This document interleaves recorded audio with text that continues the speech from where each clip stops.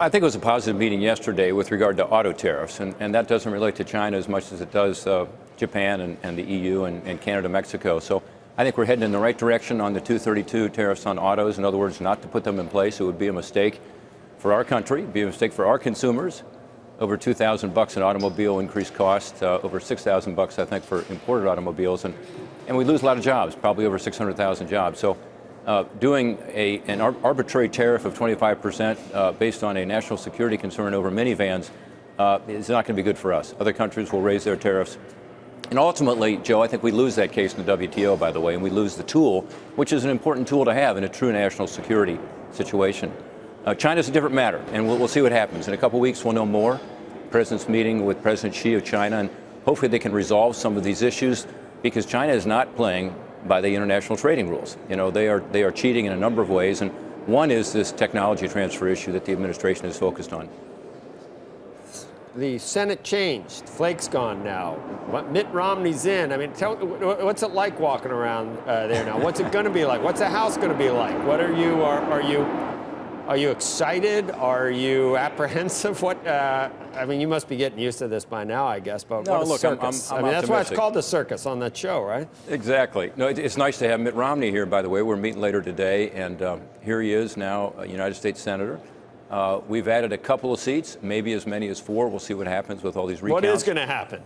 I think in Florida we'll probably be okay. I think, you know, less clear in some other states, but I think we'll probably end up winning that seat. So, you know, we'll end up with a little bigger majority. But the House obviously has switched, so we're going to have to work together with Democrats in the House.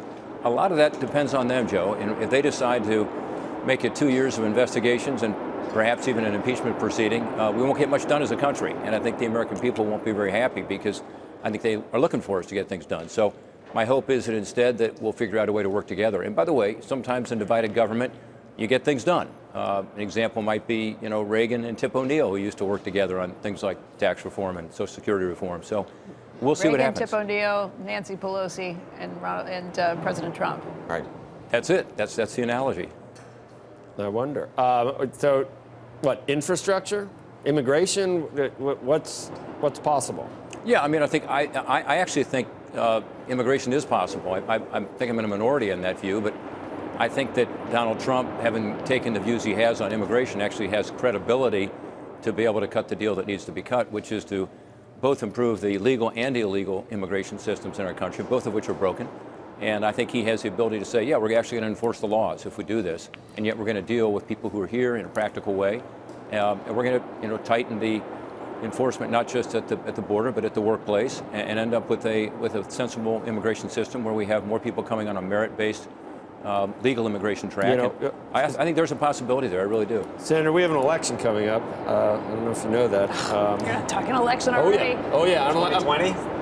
Of course. We're a week out. It's coming up. No, the reason I'm asking, I saw this weird poll yesterday.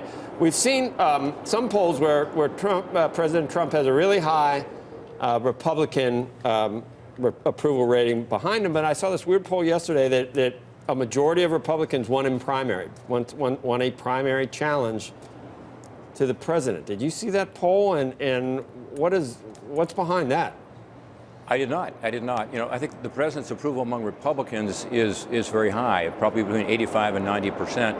I think some of that, Joe, is driven by good policies. I mean, the economy is really kicking in, as you guys have talked about, and it's because of good policy on regulatory reform and tax relief. It's working.